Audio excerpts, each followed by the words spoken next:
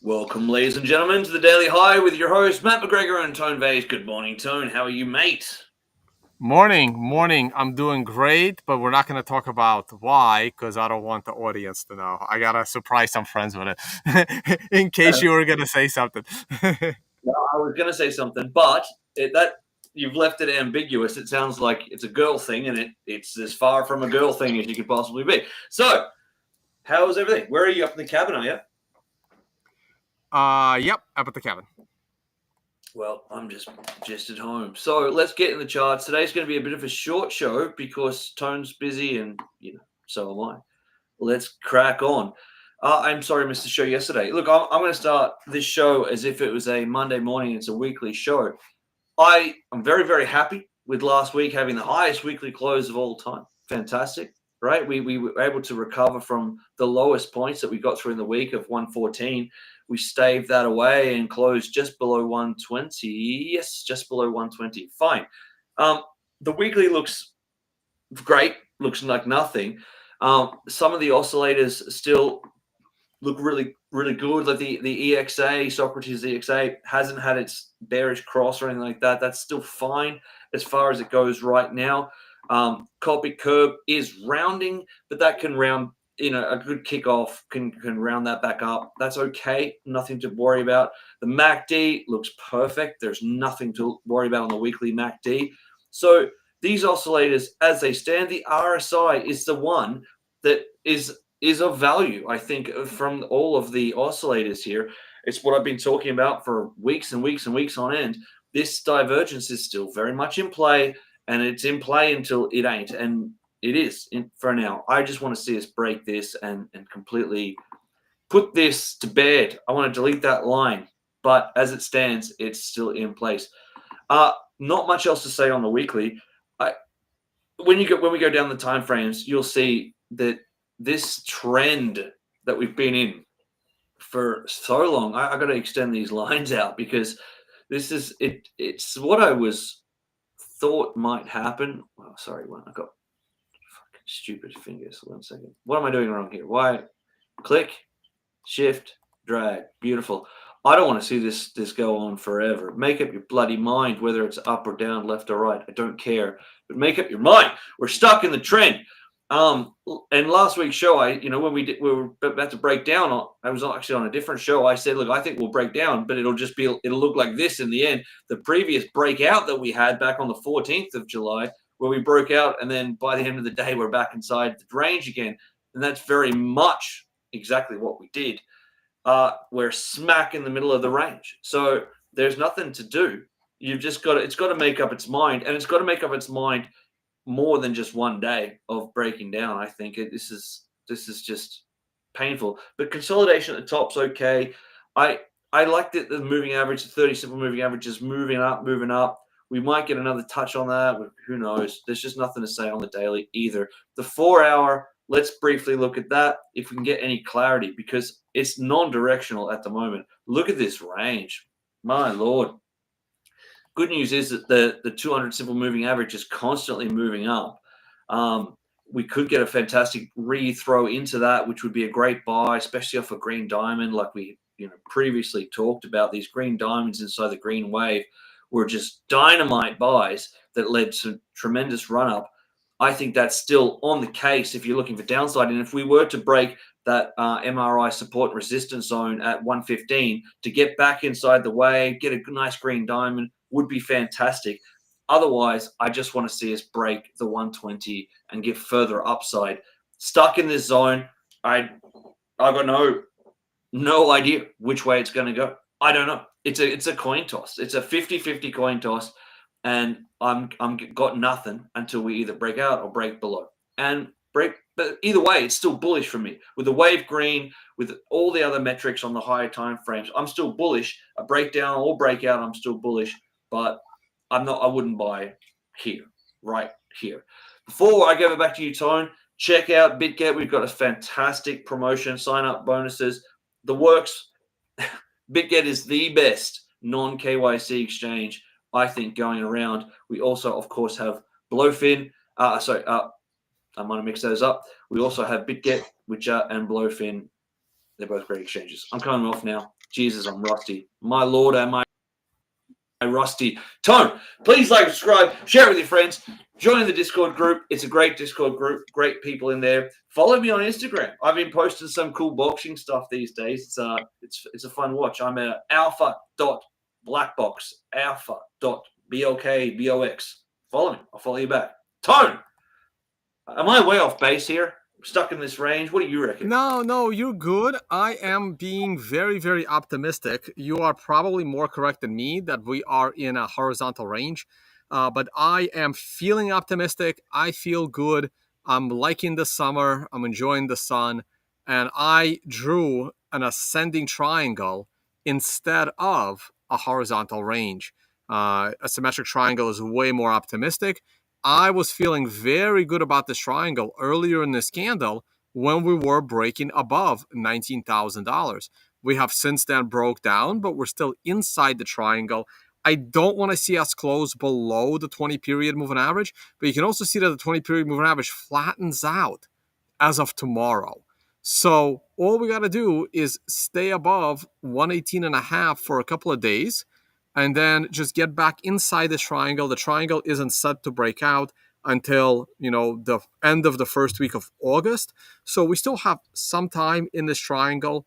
My only concern is that if we do break down to below 117 again, I think at that point, Bitcoin is heading down to 111. So we have literally exhausted all cat lives to avoid a move down to 11,000. This is it, right?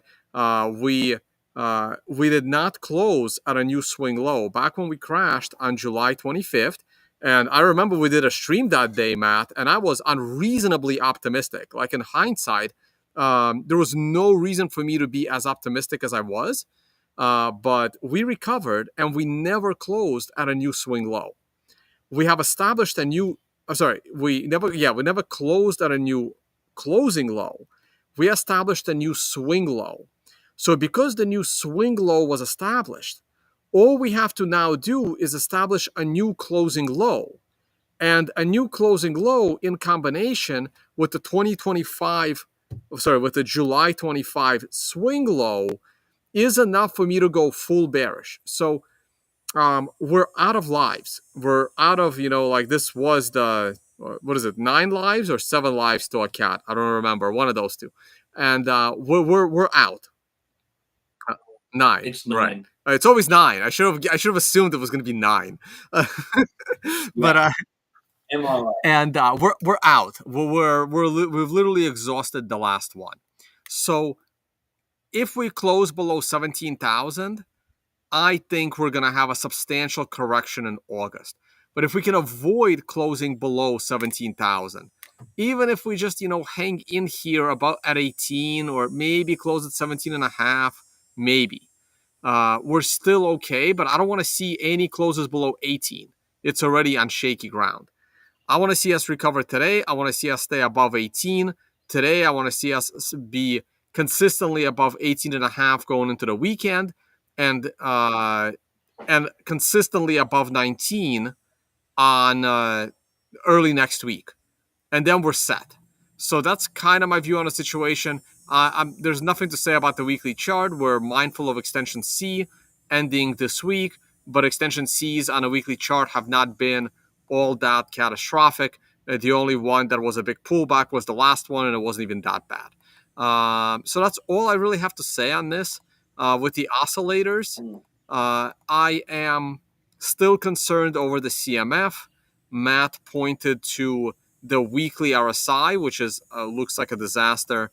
The MACD on a daily looks like a disaster, and EXA on a daily actually looks good to me. Like it looks like it's ready to reverse to the upside. So I'm actually happy that we're so low on that one. So a bit of a mixed bag here. I would not if I had short positions, I would hold them. If I had long positions, I would hold them. If I had no position, I would hold no position and wait for the breakout or breakdown. I agree. And what you just said at the end, wait for the breakdown or breakout, I think is correct. If you go back to that chart on the daily for a second, this is why I don't see, and I appreciate the props you gave me at the start of your assessment here that you liked the symmetrical lines better, the parallel lines better than the triangle.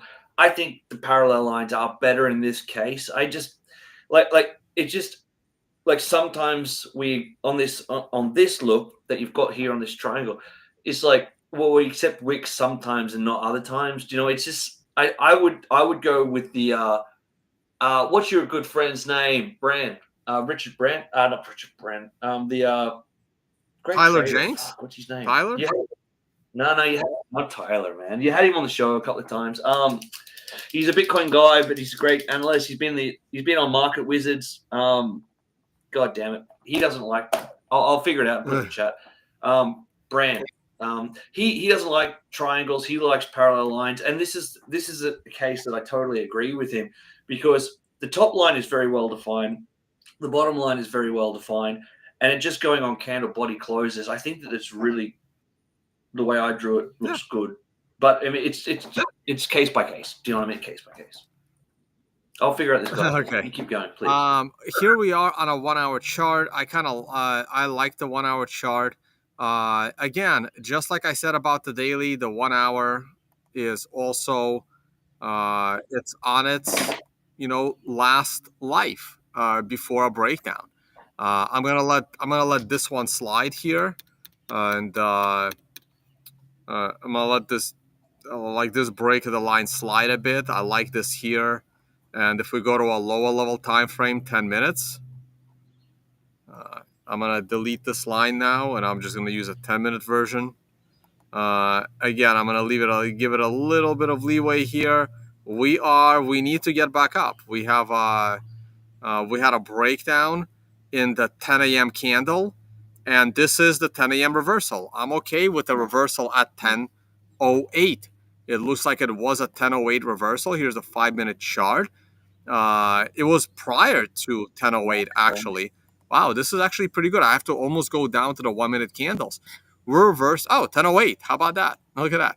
10:08 on a 1-minute candle, and ironically on a 1 minute MRI buy. And this is it. This is the 10 a.m. reversal, but it needs to be sustained. We do need to close today above 119 in order for me to be comfortable going into Friday. If we close today above 119, if we close today, let's go back to the 1 hour chart. If we close today above, 119, 118.9, yeah. If we close today at a new hourly swing high for the day, I will be very, very confident that the ascending triangle is the right shape there. So let's see what happens. And I do have to run. I know I'm supposed to look at some MSTY and some MSTR. My silver trade is still doing well. Getting a little bored with it, but it's doing well. It's got some support coming up, but it's working on a red star candle. And let's see. I think silver's going to break down next week. I don't know what that means for Bitcoin or this week. I think silver is breaking down. I think it's going to pull back more. So what would I be doing with this trade? This is called an expanded range candle. I would now have a stop loss. I'll tell you guys exactly where my stop loss would be at this point. You mean take profit, not stop loss? Stop loss. It would still be a stop loss, right? So take profit is something. Well, again, it's just terminology. For me, take profit is when I'm looking for a target, and a stop loss is if the price is going away from me. Like whether that stop loss is losing me money or making me money, it doesn't matter. It's still a stop loss, right? So for me, I would put a line. So there will be two options. The more conservative stop loss would be just above the last candle's high, which would be at 38.35, just above that. Or the more conservative version would be just above 38.50. Let's go with the conservative. And my stop loss would be at 38.35 and say 38.35 and 76 cents, something like that. Okay, so that would be my stop loss right there. Okay. Peter Brandt was the name I Oh, was Peter searching for Brand. before. Yeah, yeah, yeah, yeah. We have a great. I did have it up on my phone, just so you know. I did catch it as well. But like, this is how good our audience is. Like they were discussing like who the fuck was Matt talking about, Mark Woods or someone like that. But no, Peter Brandt was the correct answer. 10 points to you, JB. 1, 2, 3. And oil, you can see beautiful MRI respect on oil. I was surprised with the double bottom reversal, but between the MRI and the MRI support line, the double whammy of the MRI won versus the tone vase. Always be pessimistic at double bottoms. So I should, put that into my memory bank. Trust the MRI in these situations over double bottoms. And S&P, another day, another new all-time high. Beautiful on a weekly scale and on a daily scale as well. Awesome. This is an MRI top and extension C of the MRI. Be very careful here. The S&P may start to pull back. And on this note, I'm going to call it a day. I got to get moving. I got to head out into the city for a bit. And probably no show tomorrow if I have some business to take care of. Possible show tomorrow, but unlikely at the moment. And we'll be back with you on Thursday. Let me get off screen share here. All right, close us out. Yeah, thanks, guys. Thanks again for joining. Sorry I missed yesterday's show. It's been quite busy here. We'll miss tomorrow's show, but we'll definitely be back Thursday. Bitcoin, I think Tone said it perfectly. Like, if you're in shorts, hold your shorts. If you're in longs, hold your longs. And if you're in no position, wait for a directional bias. Have a great day, and we'll see you on Thursday.